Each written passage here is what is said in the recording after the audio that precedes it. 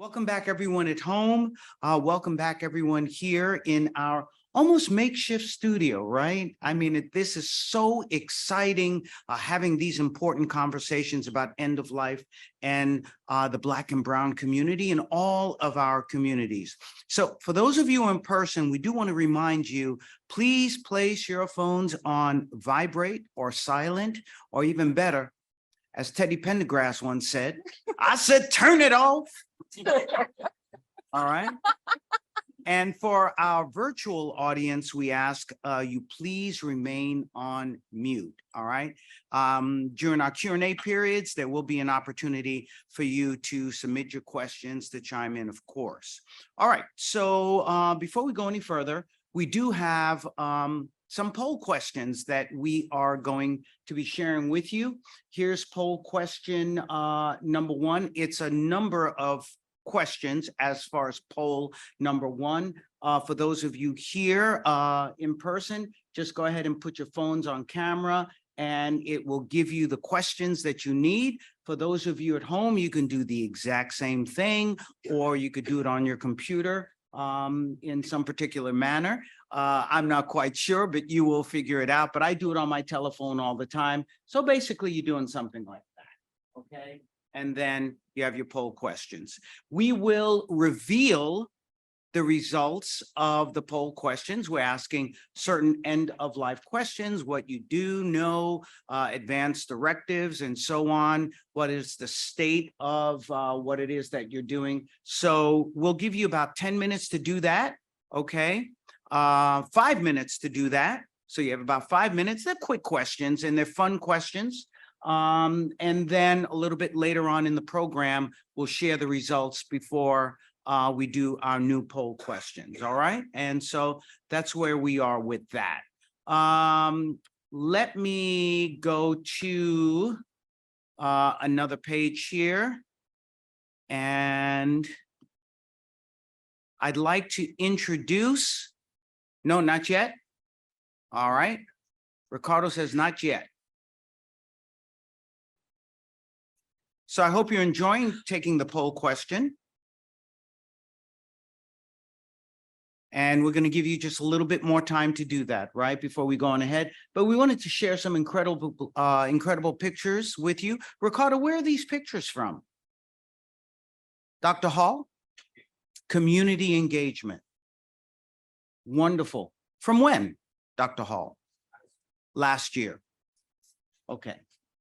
All right. Excellent. So enjoy the pictures. Hey, Miss Missy.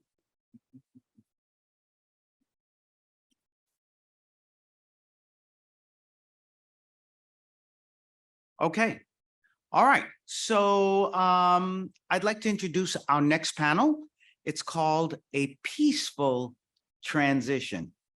And our moderator is Dr. Elisha Hall. He's the African-American Engagement Director of Compassion and Choices. Dr. Hall received his PhD in Policy Studies in Urban Education at the University of Illinois, Chicago.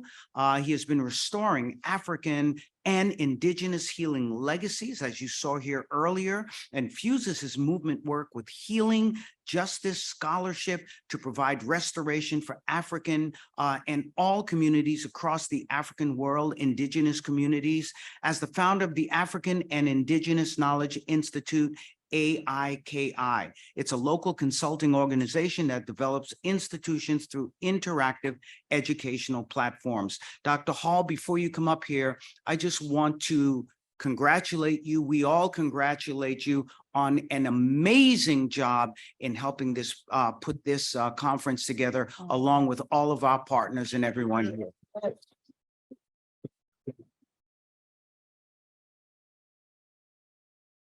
Thank you, Dr. Jeff, for that phenomenal introduction.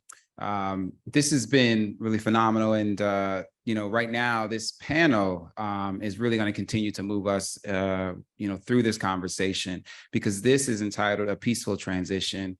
And what we have kind of compiled with you all in front of you all today are three, really integral, strong, just sensational leaders across the country when it comes to helping people with a peaceful transition. And so we're thinking about how do we approach this conversation in terms of leading up to death, during the actual death or transition, and then post, right? And we have the people here on this panel really kind of exemplify best practice when we talk about it, especially, in terms of, for the Black community around the country. And so I want to get straight to them and let them do the talking, because this is their really passion-driven work. And it's something that I think is extremely, kind of profound when you all start to hear exactly how they do what they do. So our first panelist is Ashley Johnson. She's the president of the National End of Life Doula Alliance, and is also an African American Leadership Council member, and does phenomenal work across the country as a deaf doula. So let's give it up for her, please. Our second panelist is Joél Simone Maldonado, funeral director and sacred grief practitioner. She is also an African American Leadership Council member, and Joél has done extensive work helping people transition in the role of funeral director, but also grief work as well. And she even did sessions for the whole staff at Compassionate Choices around using art to get your grief out around the transition. Please give it up for Joél. And last, but certainly not least, we have Missy Moore. And, Dr. Moore is a director of staff development at Bridgeport Nursing and Rehabilitation Center. She is a really just powerful nurse on the nursing front. Not only does she work to support Black families around end-of-life planning, but she actually is one of the nurses when Beverly was talking about, the work that they're doing. Missy has created kind of workshops and a curriculum to actually go into spaces and to help nurses be better prepared and have more tools in this space, in this line of work. So please get up for Missy Moore, please. Thank you. So we're going to start with you, Ashley. And the first question, and we'll go down the line. Please tell us about the work you do, how culture is interwoven with end-of-life care and decision-making before and after death. All right, so the work that I do, well, with over a decade in the death care and end-of-life space, I've worked with individuals like funeral directors and healthcare professionals actually provide that holistic support and having that transformative movement when we're talking about death, dying, and grief. I help families navigate that end-of-life journey by providing those end-of-life options, being a sounding board for decision-making, as well as discussing what happens after death. And when we're talking about culture, culture is something that influences our behaviors, our beliefs, our values, our traditions. And the first thing I would say with culture starts with communication. Culture is heavily influenced on how individuals communicate with themselves as well as their loved ones in regards to end-of-life care. Sharing their preferences, their values, all goes along with culture. And we're going to speak on culture. We also have to acknowledge how culture influences our traditions as well as our rituals that we do conduct when it comes to death, burials, and so forth. So as an end-of-life doula, I integrate my work with helping people become comfortable with talking about death, dying, and grief. Excellent. And you, Joél? As you mentioned, I'm a funeral director and a sacred grief practitioner.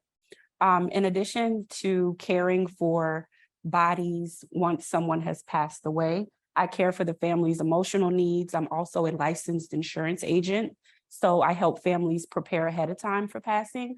But the most important work that I think that I do is as an educator. I take what I've learned in our village as far as it relates to our hair, to our makeup, to our spiritual practices, and I educate those outside of our village about those important things. I'm looking around the room, and I'm sure online, I see beautiful hairstyles, I see locks, I see natural hair, I see our makeup, and unfortunately, caring for Black bodies in standard mortuary science education is not a part of that curriculum. So I've created what's called the Black Death, Grief, and Cultural Care Academy, where I teach those outside of our village how to care for us holistically, our hair, our makeup, our skin, because we react differently to chemicals than those outside of our community. And so I teach non-Black professionals about those nuances of Black culture. I love that you said rituals, because I also incorporate rituals that are important to us, like libations, like caring for locks, the spiritual journey that are attached to those locks, and honoring that spiritual and energetic essence when caring for those that have locks that have passed away, natural hair. For example, to answer your question about culture, I'm of Gullah and Geechee descent. So there are certain things that are protocol and standard for us where someone outside of my community or village would look at us like we're insane. One thing is passing over, where we take toddlers and young children and literally hoist them up and pass them from one person to another, facing the deceased in their open casket. So when that person's spirit visits them later on in their life through dreams or other communication spiritually, they'll be recognized. That's standard protocol in my culture, but to a Jewish family, it may look like sitting Shiva or covering mirrors. Another thing is passing by that we do in my culture, where the hearse that carries the deceased individual is driven throughout their community, places that they visit, and particularly the home if they've passed away outside of the home, or unfortunately, tragically and suddenly, so that that spirit can connect with that body and have the opportunity to be laid to rest with it. And I teach those things through my academy because they're important. Again, care for Black bodies and the nuances of Black culture aren't taught in standard mortuary science, health, or even end-of-life education. And so my academy reaches out to outside of our village and teaches those things.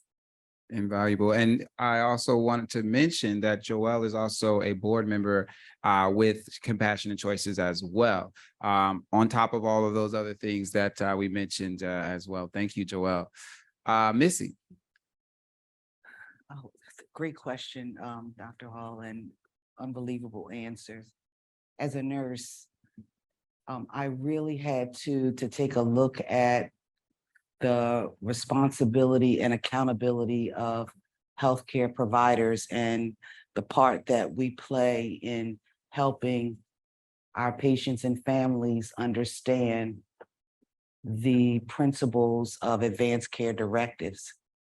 And what I found was a good amount of the time, the reason why the patients and families aren't filling them out is because they don't understand what we're asking. It's complex. It's done at the last minute. It's done at a very emotional time. And the other piece that I also found was that some of the healthcare providers don't understand it that well either. And that's problematic. So we're asking patients and families to sign a document that has to do with life-changing decisions at the drop of a dime that they don't understand.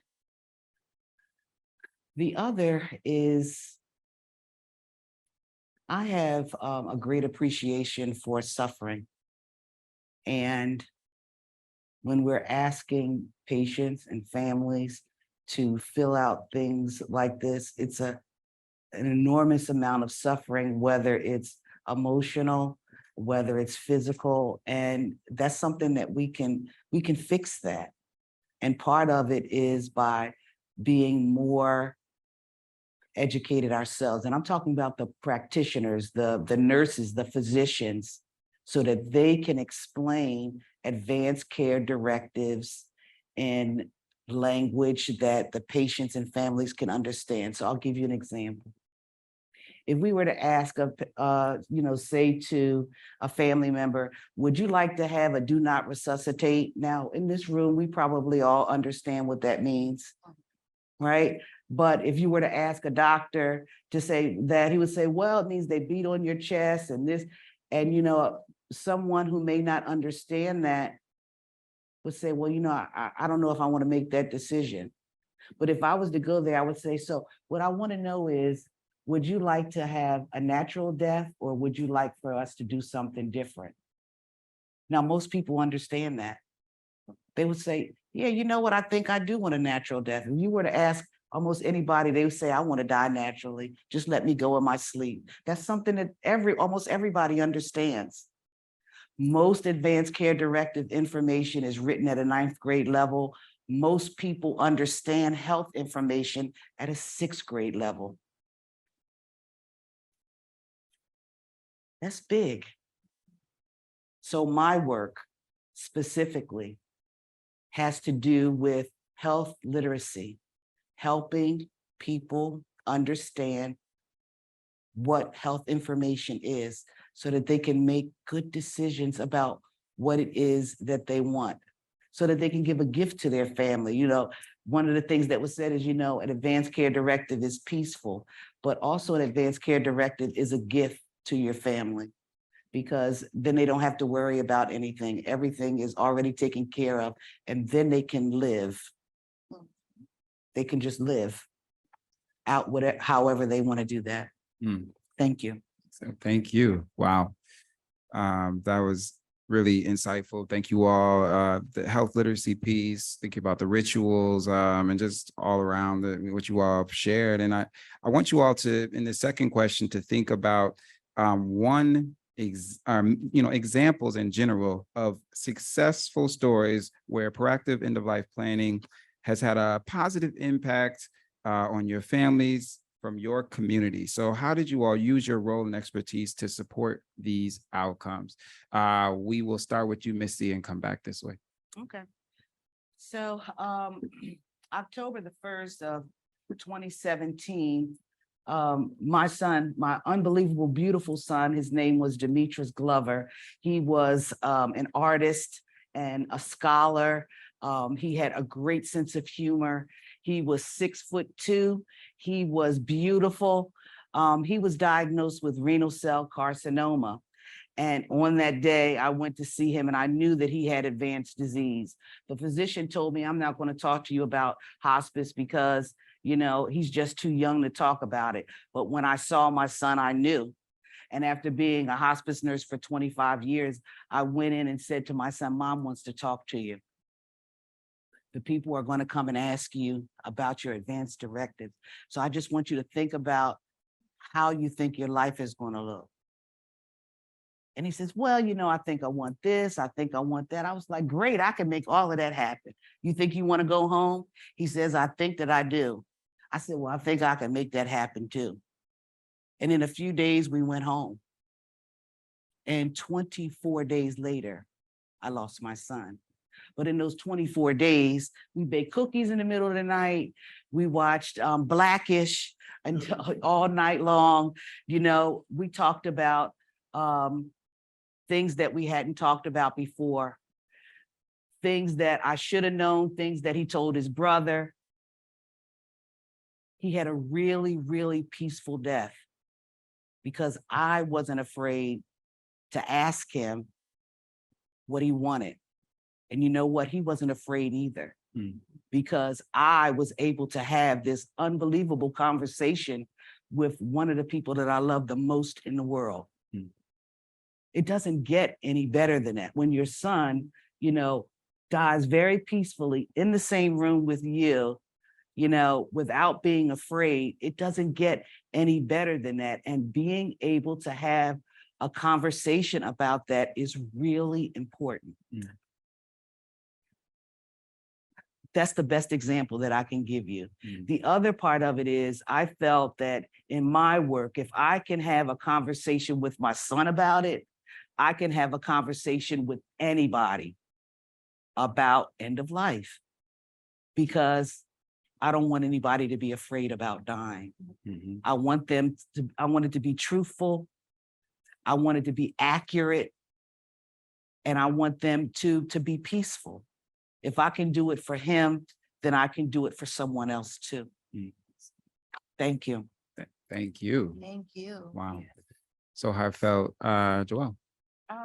The thing that comes to mind when I think about a successful funeral with my area specialty would be a space burial that I attended 5 years ago yesterday. Many of us probably have never been to a funeral service where people are jumping up and down, hollering and clapping, cheering, and just excited to be there. And that was the experience that I had in New Mexico with a group of families whose loved ones had pre-planned to be cremated and then sent off into space attached to a rocket ship. And having that experience with those families, listening to their stories and seeing their excitement inspired me as a professional to then take this option, which prior to hearing about it, I'd never heard of. The families that I work with had never heard of. But in doing that, having conversations with Black families about cremation, which is still, believe it or not, taboo in our community. Making sure that funds are available to accommodate that request, and believe it or not, making people's wildest dreams come through space burials, becoming trees, becoming jewelry. It all starts with a conversation and sharing the information about the disposition options available, not just to rich white people, but to Black people as well. Wow, thank you for that. Mhm. Well, a situation that comes to mind for me in my line of work is actually having a family reach out to me in order to get their affairs in order. And the only reason they reached out is because they had a family friend that actually had a difficult end of life experience because they had no clear directives. So they wanted to avoid having that same or similar situations by any means possible. With that, I was able to facilitate a conversation with the family, the kids also involved, to actually address their own needs, their preferences, what they actually wanted, what were their individualized beliefs, and what did they see with their own lives, what legacies did they want to leave. And to make a long story short, actually, when the father became ill, the family felt empowered, making informed decisions on their father's behalf, just because of the fact that they already had that conversation. They normalized having that conversation frequently with their hospital staff and also with extended members of their family. And then bringing it back as an outsider looking in, I was able to see that the family was actually able to be present with their father that was dying. When I say present, I'm not saying physically present, but they were emotionally present. They were mentally present. They were together as a unit. And for me, as an end-of-life doula, I just helped in that space of providing that emotional support, being there to provide resources and letting them know that this is a journey that they will not have to do alone. Thank you. Wow. Wow. This is great. I love this. You know, we're talking about being emotionally present, space burials, and being able to have peace and create that peace within and in your family. So then you can really go out on strength, you know, because you've done it and you've seen the power and the impact that it has. Just really dropping some gems here. I love this conversation. So let's talk about the challenges now. You know, what are some of the challenges that you all have faced, in your respective work and, some of the maybe things you all have learned through those challenges? We'll start with you, Ashley. All right. Well, having conversations like this, we are not going to ignore that we may occur some challenges. The first challenge that comes to mind is fear and avoidance. So we all understand that death can be from outsiders, a very scary, daunting. Some people can say they have a negative feeling, and those feelings can lead to avoidance, and the avoidance can lead to actually not even having that conversation at all. Another thing that comes to mind when we're talking about challenges is the lack of knowledge. We don't know what we don't know. Our communities out there that are unaware of all of the end of life options, definitely the space burial. But they're not aware of those end of life options that are out there, or advanced directives, or even the benefits that come with creating your advanced directives. Another challenge that comes to mind is family dynamics. Judging by the size around, but those family dynamics can be very complex. And now we're going to integrate conversations about death, dying, and end of life. So those complex situations that we're underlining are now hitting to the surface. And now we're going to have some, how can I say, some disagreements, some concerns, some issues that will actually inhibit the decision-making process. So when we have these concerns, it's important to remember that we must approach these concerns with patience. We must approach these concerns and challenges with empathy, and understanding that there's no one size fits all. We're all going to have a different approach for a different situation. Thank you. Thank you. I love that you said family dynamics, because I was thinking that we asked the question. I've been in arrangement conference rooms where families have broken out in brawls, like physical altercations. And it sounds stunning to say, but it's really heartbreaking, because from my perspective and in my opinion, it boils down to embarrassment and lack of preparation.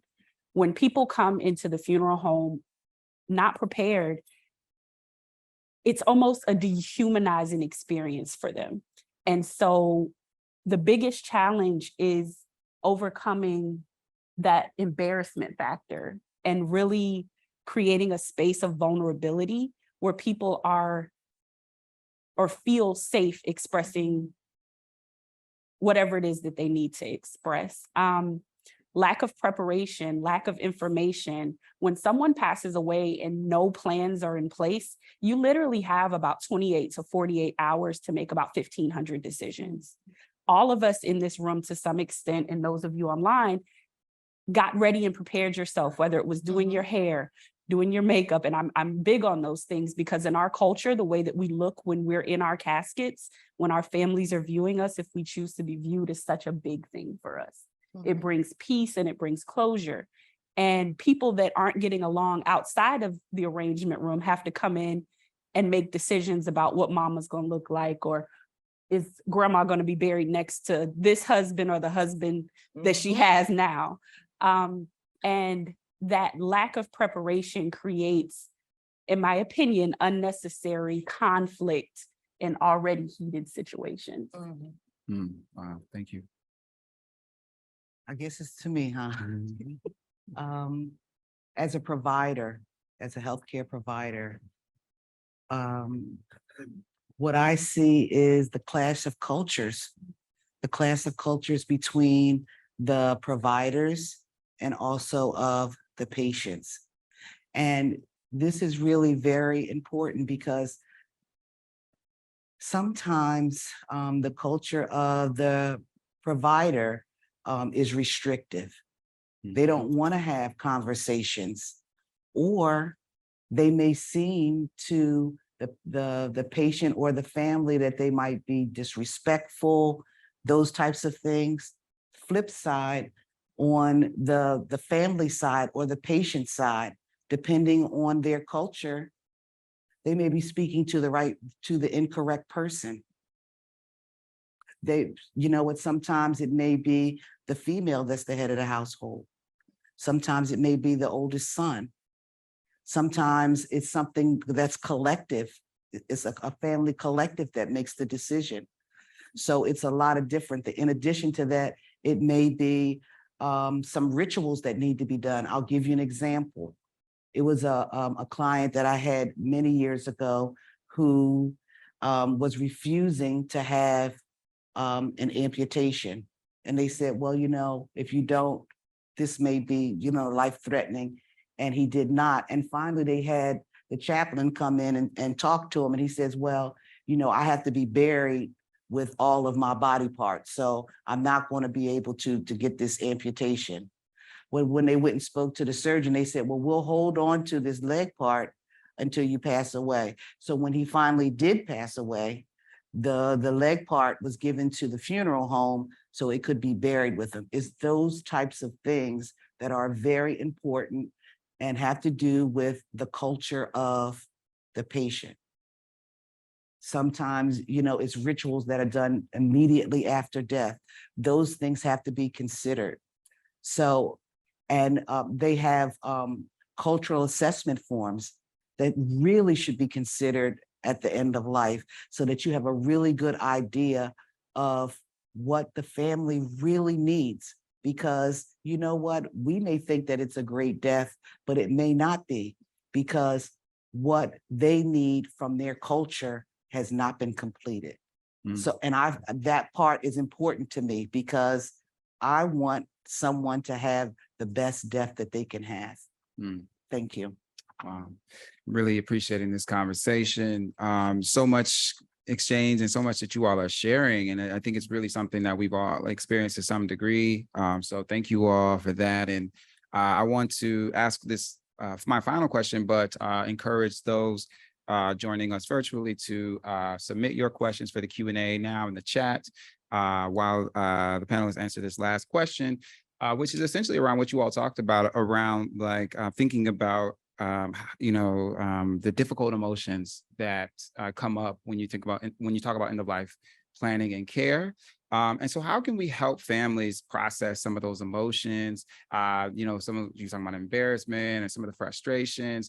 What tools and what kind of resources are there to help families through that emotional time before, during, and after? We'll start with you, Ashley. Oh, most definitely. Supporting one another through end of life is essential. The first thing that comes to mind that resonates within me is to create a safe space. When I say we're creating a safe space, I'm not saying a Brinks truck, but what I am saying is to intentionally be focused on creating an environment that is trusting as well as invites openness, because we want everyone within this circle to feel comfortable to express their truths without feeling judged. The second thing that comes to mind would be to have these conversations early before any life-changing event that's happened, while we're all still able-bodied and healthy. Have these conversations, because I cannot stress the amount of stress that individuals come up under when they're making decisions under duress, actually, pertaining to immediate medical or a sudden death. Another way that we can be supportive for each other is to actively listen. When I say actively listen, it is to have eye contact, do those subtle nods so the person knows that you're following along with them. And there's no interruptions, there's no immediate, I'll fix it for you, but rather validating those feelings, those emotions. So if a cousin says, wow, that really hurt me. Yes, that really hurt him. There's no debate. We're going to validate those feelings and those emotions. And the way we can also show up for each other is what we're doing right now, is having these conversations. We're normalizing these types of conversations, as well as when we're talking about it, let's go ahead and grab it from the ethers and actually document it and put it in those advanced directives and put it in these specific documents as well, because those actually help not only just you, but they help your family when it actually comes time to make those really rash decisions on your behalf. Also, how we can show up again is approaching these conversations with love and gratitude for each other as well as for ourselves, because these end-of-life conversations are sacred. These end-of-life conversations are personal. So when we meet them with meaningful intention, we can have a whole transformation happen generationally. So, thank you. Thank you. I like acronyms. And so the thing that comes to mind for me is CAP, compassion, choice, action, and patience. Being compassionate to where people are in their journey, like Ashley said. Respecting people's choice, because cremation, natural burial, green burial, they're not for everyone, but they may be for your loved one. Action, and we'll talk about a call to action in just a second.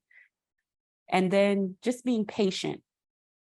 These conversations, like Ashley said, are very personal, and you're not going to get all the information at one time. That's the point of pre-planning, so you don't have to make 1,500 decisions at one time. But the call to action that I have is that we're moving towards the end of the year, which is the holiday season. So my challenge to everyone in this room and everyone online is to pull out that family photo album. And what happens when we're going through those pictures, it lightens the conversation. It gets everyone involved, because 9 out of 10 chances there's a picture of everybody in the family photo album. And if you don't have one, you can create one. And what it does is it opens up conversations about those that are no longer here, our ancestors, and those that we're living legacies of. And what happens naturally, I can promise you, people are going to start talking about what they did and didn't like about grandma or brother or mama or daddy's funeral service. And you actively listen, as Ashley said, and you take note. And you don't have the conversation in that moment, but maybe a couple days later, after opening gifts or having Thanksgiving dinner or whatever it is that you do to celebrate the holiday, you ask why. And you use your creative hat, your active listening skills, and you start jotting those things down. Thank you. Thank you. They're so serious. I have an odd sense of humor, and I love to laugh. So my sister is here, who's my best friend. And so I make light of it. I'll be like, girl, you better make sure I have on a pink dress and some fuchsia lipstick. But the other part of it is that I'd like for the conversation to be non-threatening. So I have tools that I found, and I suggest them to healthcare professionals as well as families. The first is the end of life deck. They were developed by the 2 social workers. And it is unbelievable. It has about 60 questions in the deck. And it asks you, would you like for your funeral to be announced on Facebook or social media? It asks a lot of different questions that we might be a little bit uncomfortable to ask. The other that they have is called the death deck, that has about 120 questions that you can just sit around the table and ask the questions. And you know what? You can put a video camera up or use your telephone, and everyone can ask the questions. It's very lighthearted, but you get the questions answered, and then you can go back and just write down what it is that everybody wants, or put it in your advanced directives. It's non-threatening, and it's a way to get it done. You can do it during holidays. You can invite everybody over and say, we're gonna play this game. We're gonna talk about the things that we want to do. Also, it's another one called the Game of Hope, and that one asks really meaningful questions about, it says, so if you're ill, what do you think would be your light at the end of the tunnel? If you're a caregiver, how do you know that you've reached your limit? Those are really important things for patients and also for their family for the caregiver to think about, so that, you know what, someone knows, okay, they have reached their limit. These are things to help support the patient, support the families, and to get the conversations started. It doesn't need to be stressful at the last minute. It can be lighthearted. And it can be something that can be very easily talked about. Mm. Wow. So powerful.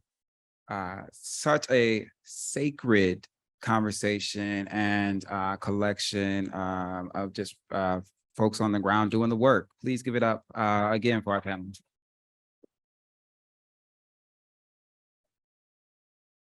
Before we get to the Q&A, I just want to share some of the chats in the comments. Tracy said, wow.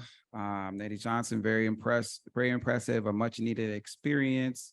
Tracy said powerful again. We also had Karen Bragg said, I had to handle the funeral arrangements for both my sister and only brother, 2019, 2021. And I did what I had to do, but it was a huge challenge for me. Cynthia said, yes, I had to deal with several family members, so much confusion when stuff is not in order. Tracy said, cultural competency, very important. And we have a question from Angela Shuttlesworth. Death and dying is never easy, but it's crucial. I took a death doula class in Bali. Are they aware of these kinds of supports and classes here in the States, and are they culturally centered? Name a provider would be great too. Right. Get it right to me, right? The death doula. So to answer that question, there are a variety of end-of-life doula training courses. When people ask me which course should they take, I immediately say, research the facility, research like you would do at any like university. You would see what program, what does their syllabus, how does it align with you? You know, some training organizations focus on ritual. Other training organizations focus on advanced directives and very logistical. So honestly, yes, there are a lot of training organizations, and there are a lot of training organizations that have a strong focus in working with diverse populations.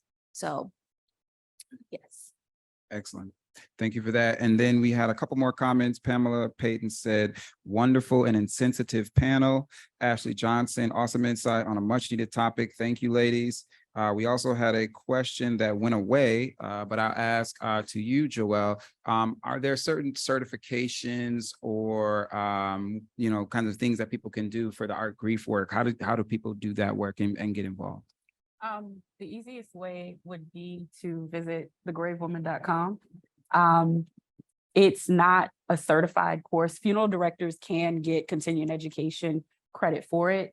I'm working on providing that continuing education credit to healthcare and mental health professionals as well, but it's not in place yet. Okay, excellent. Thank you for that. And then we have time to open it up for questions in here. So please raise your hand here, you all, if you have a question from the chat from Shamilia Ramil. In my culture, we have ceremonies to do that spans a year, and it is a family and friend collective that the grief is processed. That's also similar in the Ghanaian culture. In the Akan, they actually take a year as well. I went to a chief's burial and they preserved his body for a year. So that's common practice, especially when it's someone that is revered in that way. Any questions from our audience? And if not, I have a question. Okay. Yes, go ahead. Yes. The next question is, what should we be asking in the conversations that we have with our families? Good question. That is a good Really, question. really good question. One of the first questions we would ask is, so tell me what you feel is the most important thing that we should focus on. Tell me how you think your health care should be managed. Because sometimes they want to continue the health care, you know, want aggressive treatment, and sometimes they don't. And once we find out what it is that they want, because sometimes they do it just because their family is asking them. And then from what they tell us, then he said, tell us what you'd like to do next. And then we work from there. Of course, we would also start to ask them questions about their advanced care directives. Would you like to have a do not resuscitate? Would you like to go back to the hospital? Would you like to have a gastrostomy tube? Would you like to have a tracheostomy? Would you like to have a ventilator? I mean, all of those questions, you know, a do not resuscitate is just one piece of it. When we start to ask all of the, because, you know, most of the time, some people say, I want everything. And I always say, oh, okay, well, what is that? What does that mean? And, you know, one man told me, well, what you got? I said, well, wait, hold on. I'm gonna tell you, I got the paper. He said, oh, wait 1 second now. I didn't realize you was gonna tell me all of that. We had a really long conversation because he didn't realize that you know, everybody watches Grey's Anatomy, so everybody thinks they know everything. So we have to be very specific about what it is that we're asking them. Do you think you want to stay and do you want to go to a nursing home or do you think you want to be at home? I think I want to be at home. Okay. Do you think you want, you know, very specific questions? And sometimes it may be something that we can't do because sometimes their family doesn't want to take them home. Sometimes they do, sometimes they don't. So sometimes it's what the patient wants and sometimes is what we're going to be able to do. So it still takes some planning. Absolutely. Thank you for that. I don't know if anyone want to really quickly, about 30 seconds. I was just nodding because you're right. It does start with just a conversation and also reminding people that this is their life and this is their death. So you're empowering them to make those decisions for themselves. But yeah, it's a conversation. Absolutely. Really quickly from the chat. Oh, wow. We have one. What are the okay, we're not going to answer this question, but I do want to just pose it. What are the projections surrounding the acceptance of the ethical suicide in the Black community and how that impacts the opportunity to support those who desire to transition on their own terms? So just talking about some cultural pieces there. That was from Angela. Thank you for that. Also a question, this conversation has been tremendously insightful and impactful. The cultural alignment to the preparation of transitioning is incredibly empowering and compassionate. That was from Crystal Charlie. And also, we have a question from Latasha around, do they help families with paying for their Love Berry plan? So we'll address these questions. There's another question about resources. We will be providing resources at the end of our session to you all.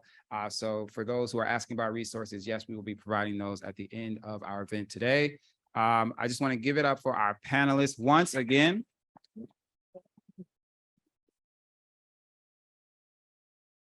And with that, we will bring back up our wonderful host, Dr. Jeff. Thank you. Thank you. Thank you. Thank you. Thank you. Wow, another round of applause for this incredible panel. I am honored. You know, I've got to say, Ashley, Missy, and Joél, you made an incredible, so many points. But one point that you made really hit home for me because I really believe in early intervention, right? When it comes to addressing whatever psychological, medical issues, but I believe in early intervention when we discuss end of life care. We've had these discussions in my home with my older children, with my younger children, and Kim, as you know, I like to make light of things, and I think it's important that we keep it light and airy, and it's easier to do that before someone may be at the point of dying. So I hope I'm nowhere near that right now. So that's why we make jokes about it in my home. But it's a conversation that even my younger children are comfortable with. And so as they get older, as the older children get older, they'll be able to have these conversations. One of the conversations we had, true story, we just, Kim, as you know, we just buried my father-in-law. He died 2 weeks ago. We sat Shiva and so on. And so my wife bought a funeral plot for her dad. She bought one for herself so that she can be right next to him. And then she bought one for me. I was like, well, I think that's a little bit premature, but it's not. But the bottom line was, she said, I want you to be next to me when you die.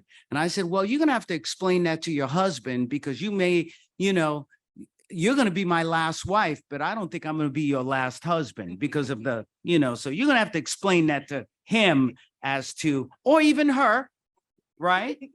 I'm so woke, I refuse to go back to sleep. Okay. So, no, for real. Okay.